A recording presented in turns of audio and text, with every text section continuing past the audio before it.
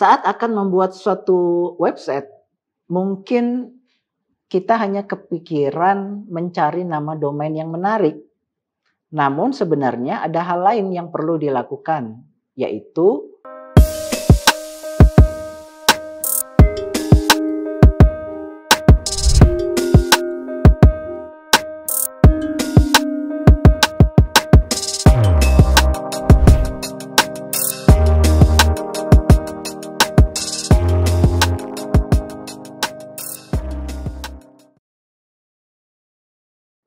Assalamualaikum warahmatullahi wabarakatuh. Selamat datang di channel Kuliah Teknokrat bersama saya Erlian Reddy Susanto. Pada pertemuan kali ini kita akan belajar bagaimana mempublikasikan aplikasi web yang sudah kita buat. Pada materi kali ini kita akan membahas mengenai hosting dan domain.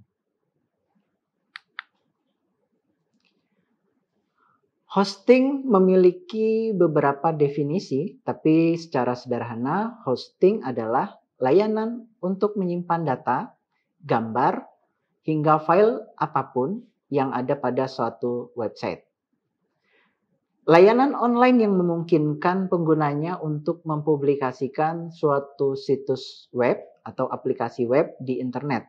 Nah, hosting ini juga adalah layanan yang menyediakan sumber daya penyimpanan dan komputasi bagi individu atau organisasi untuk akomodasi dan pemeliharaan suatu website.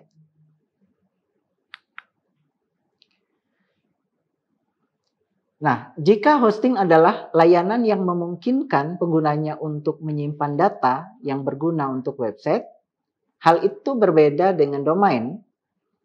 Pasalnya, domain itu adalah alamat website yang akan mempermudah kita untuk menemukan suatu alamat di internet. Nah, contoh domain diantaranya adalah seperti .com, .id, .org, .info, dan sebagainya. Peranan domain adalah untuk menggantikan IP address karena setiap server itu harus memiliki IP. Ya.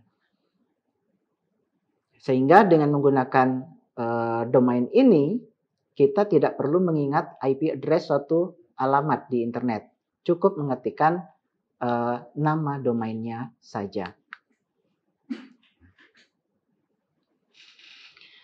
Saat akan membuat suatu website, mungkin kita hanya kepikiran mencari nama domain yang menarik. Namun sebenarnya ada hal lain yang perlu dilakukan, yaitu layanan hosting. Sebuah perusahaan layanan hosting akan menyediakan ruangan server untuk menyimpan semua aset dan data untuk website. Jadi, saat ada seseorang yang menulis nama domain website di browser, maka host akan mengirimkan semua file yang diperlukan agar penggunanya dapat mengakses website tersebut. Pada penggunaan hosting ini kurang lebih sama seperti pada saat kita menyewa sebuah rumah. Pastinya kita diwajibkan untuk membayar biaya sewa setiap bulan atau setiap tahun, agar rumah tetap bisa ditempati dengan nyaman. Begitu juga dengan menyewa layanan hosting. Sehingga jika kita teratur membayar uang sewa, maka server yang kita gunakan akan selalu mudah diakses. Sehingga dapat berfungsi dengan baik dan tidak mengalami gangguan. Web hosting ini memiliki beberapa jenis, ya, di antaranya yang pertama ada share hosting. Kemudian ada cloud-based hosting dan ada juga VPS hosting. Nah, apa itu yang dimaksud dengan share hosting? Share hosting adalah satu jenis hosting yang sangat populer dan paling sering digunakan bagi pengguna pemula tentunya, dan sangat disarankan untuk menggunakan hosting yang jenis ini karena memang sangat mudah sekali diaplikasikan. Share hosting memang cukup bagus digunakan untuk sebuah website yang baru dan tidak terlalu banyak traffic. Tetapi harganya cukup murah dan yang jelas tidak berat di kantong. Namun ada kekurangan dari share hosting, yaitu mengharuskan kita berbagi server dengan orang lain. Sehingga jika saat traffic pada website pengguna yang lain itu tinggi, maka bisa saja berpengaruh pada kinerja website kita. Nah, ini. Sehingga tadi dikatakan harganya pun tentunya lebih murah. Kemudian ada juga yang disebut dengan cloud-based hosting. Cloud-based hosting ini adalah suatu hosting yang mengacu pada teknologi yang baru, ya. Salah satu terobosannya adalah memungkinkan ratusan server bekerja sama sehingga terlihat seperti satu server raksasa. Ini yang dimaksud dengan cloud-based hosting. Jenis hosting yang satu ini menjadi incaran banyak orang karena jarang sekali terjadi downtime. Bahkan saat server sedang bermasalah, maka tidak begitu terlihat pengaruh pada kinerja di website kita. Contohnya apa cloud-based hosting ini? Contohnya adalah Google Cloud, ya. Kemudian juga ada di layanan-layanan hosting yang lain. Gitu. Kemudian juga ada juga AWS, ya, Amazon Web Service. Nah, berikutnya jenis hosting yang lain adalah VPS atau VPS hosting. Nah, VPS ini singkatan dari Virtual Private Server yang merupakan jenis hosting yang menjadi primadona banyak pengguna karena memiliki kelebihan menarik. Salah satu kelebihannya adalah pengguna mendapatkan space server yang dedicated. Dedicated itu maksudnya ya berdiri sendiri, ya. Jadi saat ada peningkatan traffic yang tinggi pada website yang lain, maka masih ada satu server dan tidak akan berdampak pada website kita. Nah, layanan untuk VPS hosting dan cloud hosting tadi tentunya memiliki cost yang jauh lebih tinggi dibanding dengan yang share hosting. Kenapa? Karena server menjadi lebih powerful. Kemudian ketika terjadi traffic yang cukup tinggi pada website lain itu tidak berpengaruh. Nah, itu sebabnya kenapa share hosting itu cost-nya menjadi lebih murah. Kemudian ada satu hal lagi yang perlu kita ketahui, yaitu cPanel atau cPanel hosting atau control panel. Nah, cPanel ini adalah satu aplikasi yang bisa kita gunakan dalam mengelola server kita, atau mengelola hosting kita. Nah, biasanya dalam satu hosting itu biasanya sudah ada cPanel-nya. Kalau kita menggunakan layanan hosting yang share hosting, itu biasanya sudah pasti ada cPanel. Tetapi kalau kita menggunakan yang VPS ataupun yang cloud based hosting itu biasanya belum ada cPanel ini. Oke, tapi kita tetap bisa menginstal cPanel, tapi kalau kita gunakan di cloud maupun di VPS biasanya itu berbayar.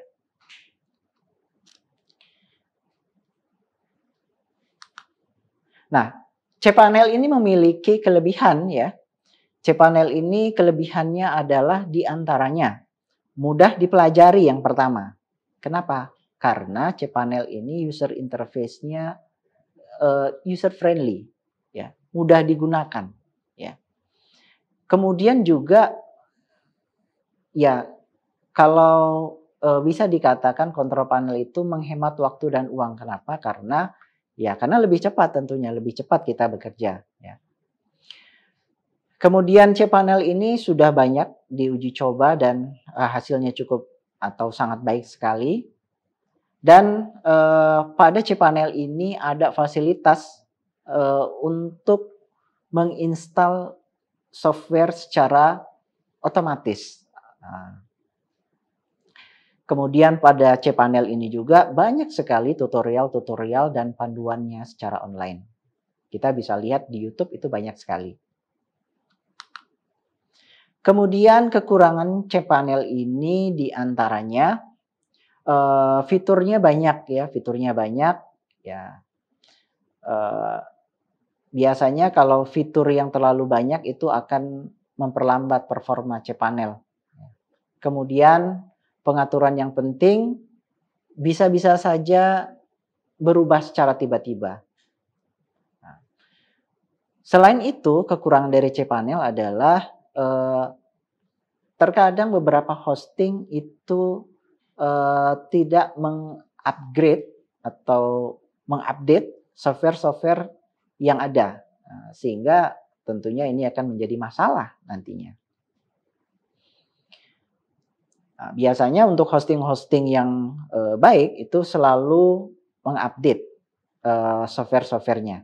Sehingga ketika kita akan menginstal program-program baru, ya selalu update.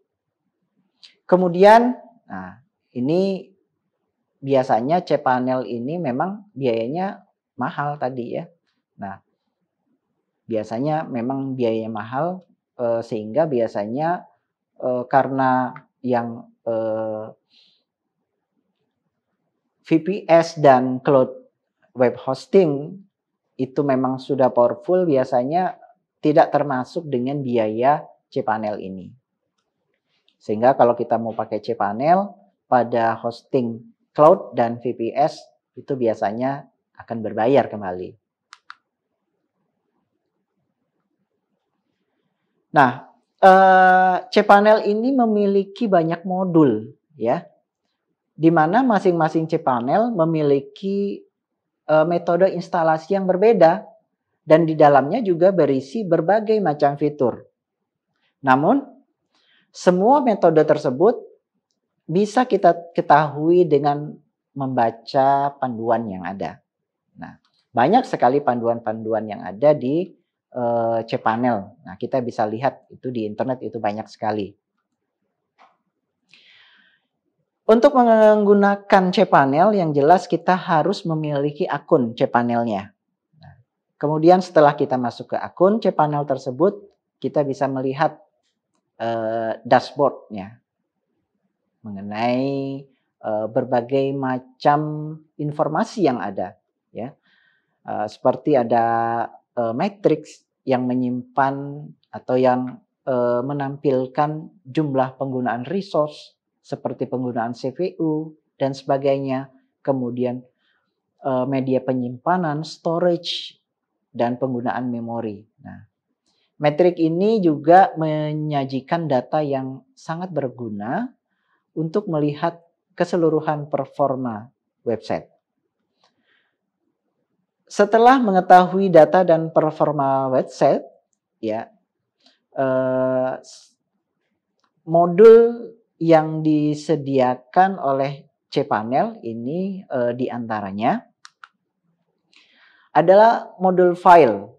Ya, modul file ini banyak sekali ya, ada beberapa Di antaranya ada backup, ada backup wizard ya. Backup ini jelas untuk membackup data. Backup wizard ini lebih dia ya wizardnya lebih cepat. Kemudian ada directory privacy, kita bisa mengatur directory penyimpanan kita, rule-nya seperti apa, hak aksesnya dan sebagainya. Kemudian ada juga disk usage, jadi penggunaan disk ya atau storage-nya. Di sini kita bisa lihat, di sini bisa atur ya. Kemudian juga ada file manager ya. File manager ini kita bisa mengelola file-file kita di storage kita. Kemudian juga ada juga FTP account. Jadi kita bisa nanti membuat account FTP. Jadi kita bisa mengakses server kita tidak menggunakan cPanel, tapi kita juga bisa menggunakan FTP ya. Kita juga bisa akses, misalkan kalau menggunakan FTP kita bisa menggunakan aplikasi semacam Putih misalkan. Kemudian juga selain file modul juga ya ada database ya, ada MySQL database. Nah, di MySQL database ini biasanya database yang terinstall ya. Ini biasanya kalau dalam satu hosting biasanya sih sudah ada nih. Nah, jadi pada saat kita misalkan kita menggunakan hosting itu biasanya database-nya MySQL. Tapi kalau kita menggunakan yang VPS dan cloud itu kita bisa atur, kita mau install database apa saja bisa di situ. Nah, untuk modul database ini kita bisa ya nanti atur ya usernya, kemudian database-nya ya, termasuk password-nya dan host-nya. Bahkan kita bisa meremote database kita. Kemudian ada juga modul aplikasi web ya, seperti Softaculous Installer. Ya, Softaculous Installer ini biasa digunakan untuk menginstal aplikasi CMS karena banyak sekali CMS berbasis web ya. Seperti aplikasi untuk pembelajaran, ada Moodle, kemudian ada eTutor, ada DoQuest dan sebagainya. Nah, biasanya aplikasi-aplikasi ini dia open source. Kemudian aplikasi untuk misalkan membuat blog ya, membuat blog itu misalkan ada WordPress ya. Kemudian ada juga untuk membuat web portal seperti ada Joomla dan sebagainya. Nah, di Softaculous Installer ini disediakan ya. Jadi kalau Anda mau membuat aplikasi-aplikasi spesifik yang open source itu ada di dalam modul Softaculous Installer ini. Nah, kemudian juga ada modul yang lain yaitu modul domain ya. Kita bisa mengatur ya domain, kita bisa atur DNS-nya ya. Domain name service-nya kita bisa atur. Kemudian kita juga bisa membuat subdomain atau kita bisa membuat domain bayangan ya.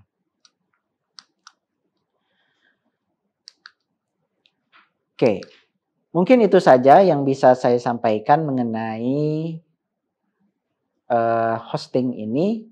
Nanti kita akan lebih jelas mengenai praktek mengenai hosting ini di praktikum. Itu saja materi kita pada hari ini. Saya akhiri. Assalamualaikum warahmatullahi wabarakatuh.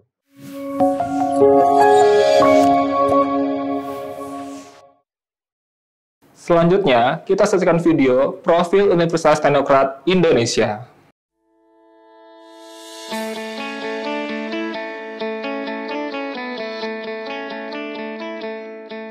Lampung, the Treasures of Sumatra, is a province that becomes the gateway to the Sumatra Island.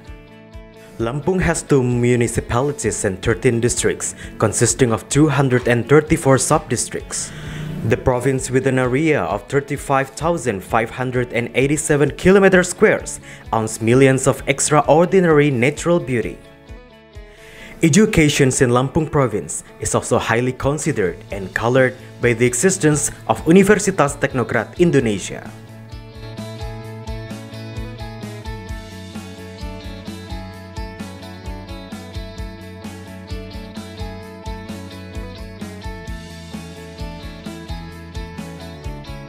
Universitas Teknokrat Indonesia has 3 faculties and 12 study programs. Faculty of Engineering and Computer Sciences with 6 study programs: Electrical Engineering, Civil Engineering, Computer Engineering, Information Technology, Informatics, and Information System. Faculty of Economics and Business with 2 study programs: Management and Accounting. Faculty of Arts and Educations with 4 study programs: English Literature, Mathematics Education, English Educations, and Physical Education. Universitas Teknokrat Indonesia believes that education is the key to the advancements of a nation. Universitas Teknokrat Indonesia commits to produce and develop future leaders through the education of quality characters. This receives a very good reception and trust from the community, which is marked by an increasing interest in students from year to year. The students and lecturers have lots of achievements and awards. Also, our quality is recognized by National Accreditation Board for Higher Education and many international collaborations. Universitas Teknokrat Indonesia also prepares the students to face the globalization's era through the use of digital technology. Universitas Teknokrat Indonesia has a number of representative facilities provided to support the learning process, such as comfortable classroom, laboratories, information technology, and the internet. Our vision is to be an excellent university in Sumatra with international standard and able to play an active role in nation building through 3 pillars of higher education, comprising education, research, and community service. We have graduated outstanding students who can be accepted in state agencies and other large companies.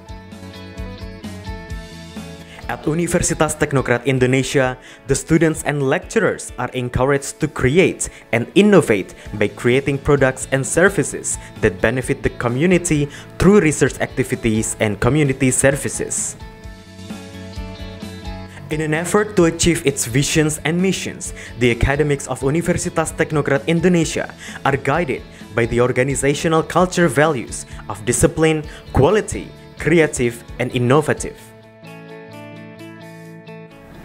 To support the quality of learning processes, we have very complete and sophisticated facilities, including digital-based smart classroom, hotspot in campus area, sport facilities, auditorium, and students' hall. Come and be a part of us, the campus of champion, Universitas Teknokrat Indonesia.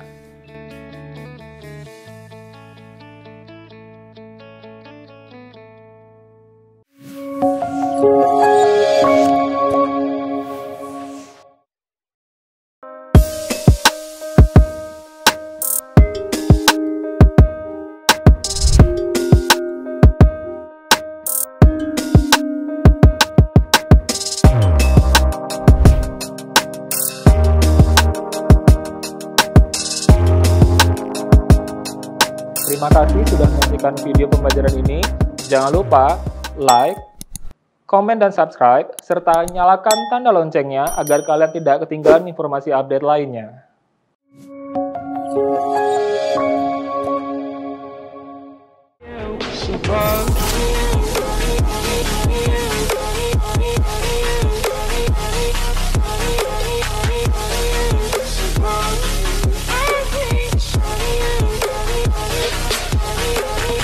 Adios, above you.